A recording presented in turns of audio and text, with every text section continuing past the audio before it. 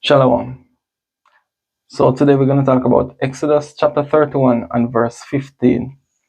It says, 6 days may work be done, but in the seventh is the Sabbath of rest. Holy to the Lord. Whosoever doeth any work in the Sabbath day, he shall surely be put to death. Right? Now this ties into dealing with two things: weeks and seasons. Right? And what we're dealing with now, we're dealing with weeks and seasons according to the lights of the heaven that the Most High gave to us.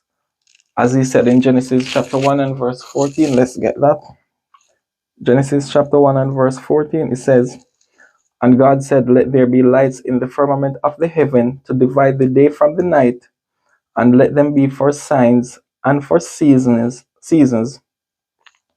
and for days and years." Right? Now, I don't want to make this as a long video, so I'm not going to go too much into weeks and seasons, but I'll just give a short explanation, and then I'll deal with that in another video because there's so much details to put in what we refer to as seasons, right? And the importance of it when you're dealing with agriculture, which a lot of people have no knowledge, or a lot of people are not actually in that field physically. They just speak from something that they read, and that's not the same, right? That's the theoretical aspect. So before we get into this, dealing with the moon, weeks, not working on the Sabbath, and so forth, let's just create an analogy of a clock, right? So you have a clock. You have an hour hand. You have an hour hand, a minute hand, and you have a second hand, right? Hours, minutes, seconds. Hours, minutes, seconds. Now, 60 seconds equal 1 minute, right? 60 minutes equal 1 hour, right? Now, a lot of people, when it comes to the week or days and the month or the moon, what we like to say is that the days are continuous and it has nothing to do, day has nothing to do with the moon. So it's like a person saying the 60-second is continuous and it has nothing to do with an hour. With a minute. Or the 60 minute is continuous and it has nothing to do with an hour. Well, you cannot separate them. You can do it in theory, right? But there's a difference with 60 seconds as in a minute or a period of 60 seconds. For example, if the second hand moves from, okay, let's say 12, 3, 6, 9. If the second hand moves from here, go all the way around here, it is a period of 60 seconds, but the minute has not changed, right? So we are seeing is that the revolution has a starting point and an ending point. So if the same second hand moves from here, 0, all the way back to 59, when it hits the other 0, that's an actual minute. So the discernment is there's a difference between a period of 60 seconds and 60 seconds in terms of a minute. The reason why I did this is to go to this, our concept of week, right? Because a lot of us have the Sunday, Monday, Tuesday, Wednesday, Thursday, and so forth in our heads, right? There's a difference between a period of 7 days and the seventh day, according to the Most High. What is the difference?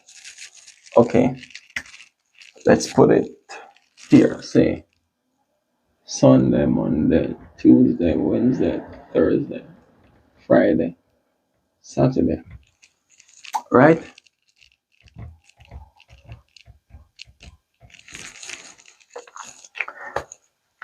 if I count from today's Thursday, let's say Thursday, Friday, Saturday, Sunday, Monday, Tuesday, Wednesday, that is a period of 7 days.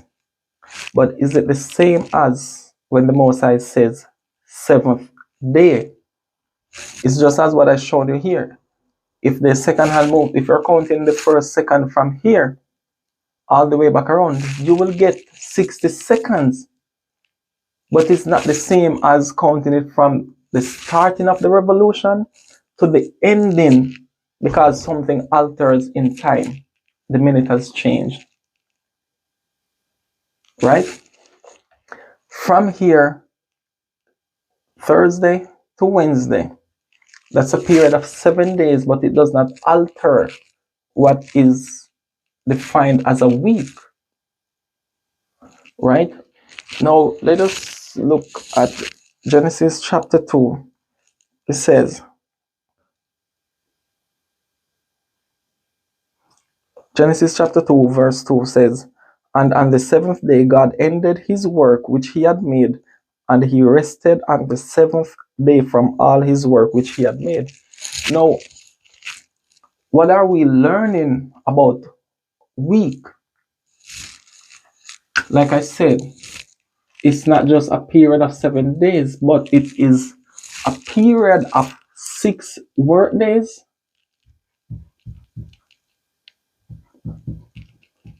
followed by 1 rest day.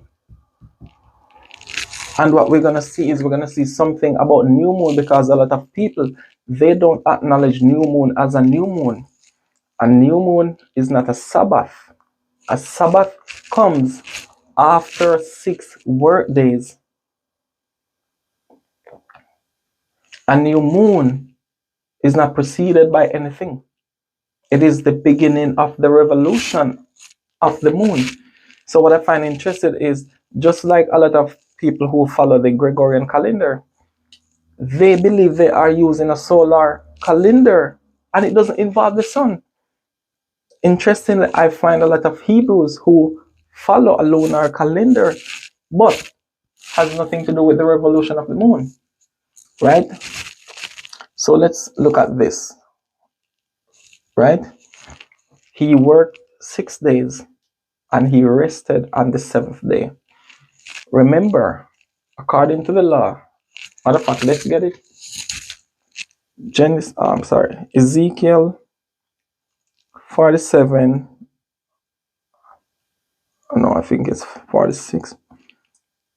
Ezekiel 46 and verse 1, it says, "Thus saith the Lord God, the gate of the inner court that looketh toward the east shall be shut the 6 working days, but on the Sabbath it shall be opened, and in the day of the new moon it shall be opened." Right? So what we're seeing here is that new moon and Sabbath, they're 2 different things, but they fall under the same 7th day. Right? Now, the Most High worked 6 days.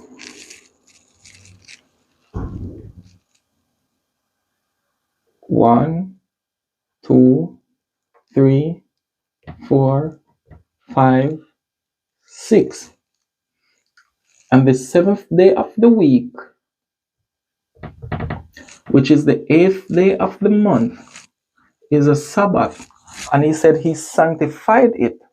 Now, what do you use to know that this day is the same as this day?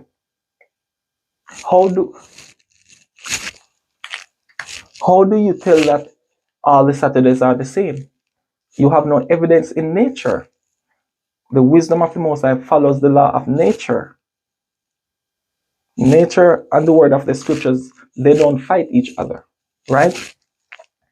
So, just as when you have your new moon day, whatever day you have as your new moon day, every time you go outside, you will see the same phase of the moon. Whether you use the white sliver, whether you use full moon, whether you use half moon, whatever it is, and you will know that that was the same day as a month ago, 2 months ago, 3 months ago, right? So when it comes to this, You work 6 days, 1, 2, 3, 4, 5, 6, and on the seventh day of the week, you rest. Remember, the new moon and the Sabbath, they are both rest days, worship days. You worship on new moon, you don't work on new moon. The difference is that you cook on the new moon, you don't cook on the Sabbath, but it's the same seventh day of the week, right? Now, when you're working with the lights of the heaven,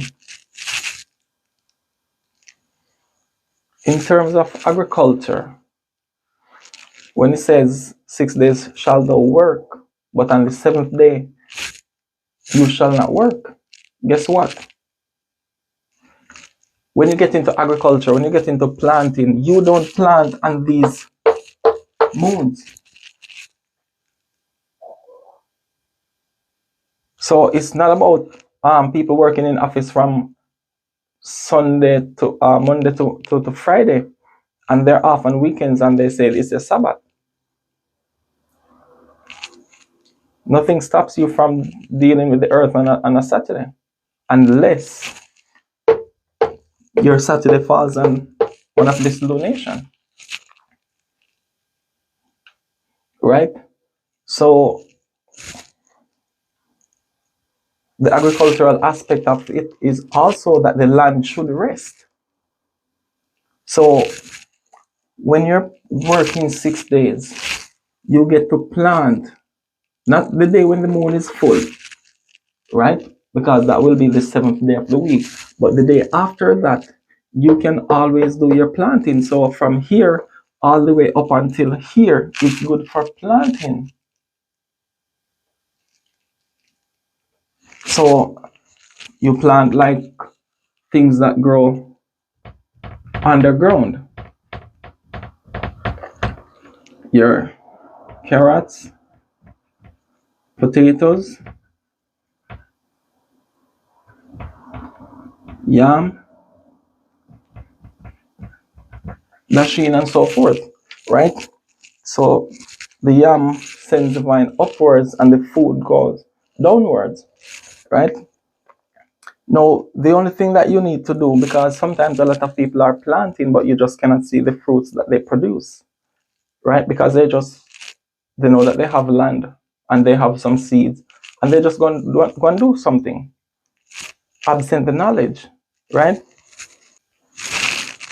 When the light is going away, making its way to this phase of the moon, guess what? And you see it with the tide.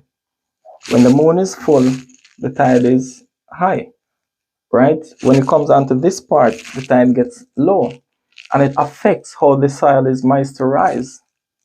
So this is why when it's coming onto this part, it's easier for you to plant your seeds, like for your tomatoes and so forth, right? When it comes to things that grow underground like these, you plant it when it's coming onto the darkness. So it's just like if you're planting your yam, right? The food grows under, the vine goes up. So what you want to do is keep it in the shade a little bit. So you don't have to bury it, but you can put some dried leaves to prevent it from the sun, right? Coming down to here, when you reach the 13th, about the 13th day of the moon, because on the 14th day it's going to go black, right? So here is good for if you're going to start planting like your tomatoes, your corn, and so forth. This is a good time to start taking care of the land, right? So one day before the black moon or 2 days, whichever time, you can start preparing your land. You mow it, you cut it down, you plow, you do the weeding, everything. You water the land, making it moist as well, and you sow your seeds. Not on this day, not this second day, because the moon goes black for how many days? From the 14th to the 16th, right? After here. So you don't want to plant on the 15th. You can start your planting anywhere here. The lights keep increasing, right? And the water in the soil makes it good for your seed to swell and open, to germinate. So this is a better time to plant things that grow above the ground, right? And like I said, you don't plant on the 7th day. So when you start your work on the 16th, you have up until the 21st. But then on the 7th day, which will be the 22nd of the month, and how will you know that? When you look in the heavens, you will see this. You don't plant on this day. The day after is the same. You plant from the 23rd up until the 28th if it's a 29 days lunation, and there you have it. So when you're dealing with a biblical week, it's tied to the moon. So when you read again in Genesis 1 and 14, when it says, let them be for signs, seasons, days, nights, and so forth, what comes from the moon?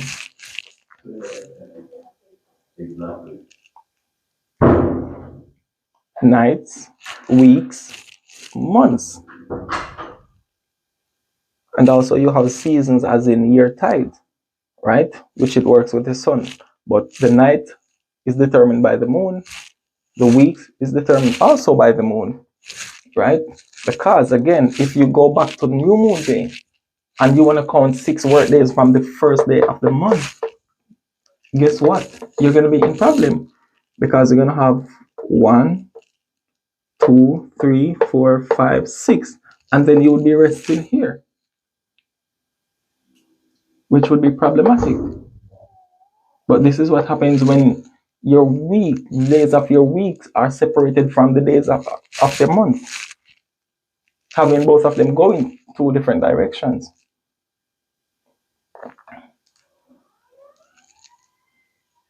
The days of the week are under the dominion of the moon, of the month, just as the days of the month are under the dominion of the days of the year. So you might have 29 or 30 days in a month. Guess what? At the end of 12 revolutions, you're going to come back to 354 days. And how do you know it's not continuous? That's why you have a limited amount of days in a year. That's why some people, even if you go by the Gregorian calendar, you say 365 days in a year. If it's continuous, it's impossible to have 365 days. It would be infinite, unlimited. So we have to understand where our headset, our headspace is at, right? As I said, season I will deal with another time. I was just giving an example of how this 6 days work and resting on the Sabbath. When you think about agriculture,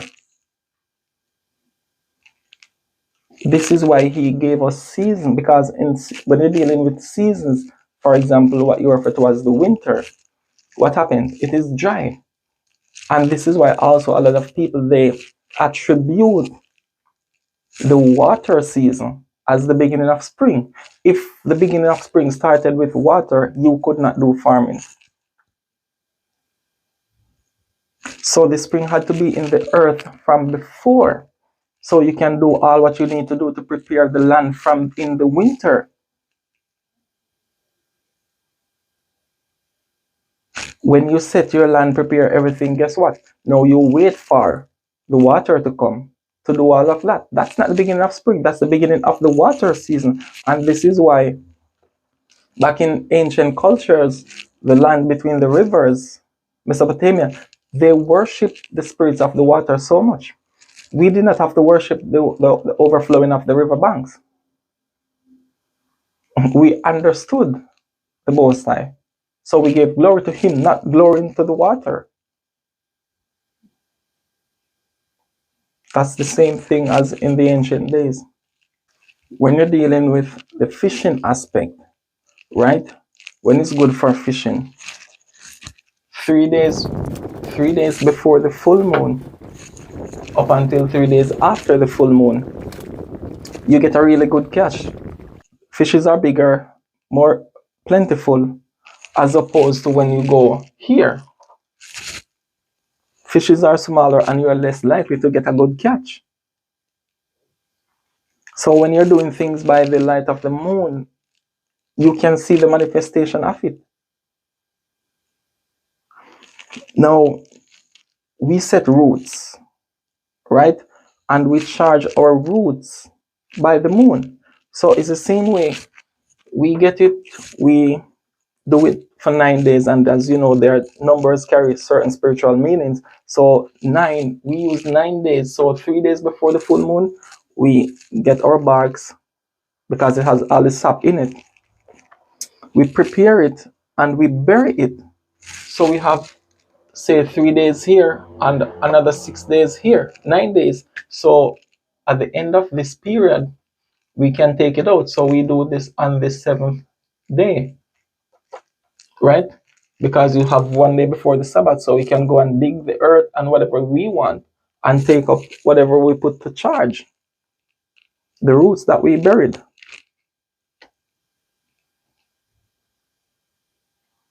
right? So we have to get this concept that the days and the months are separated.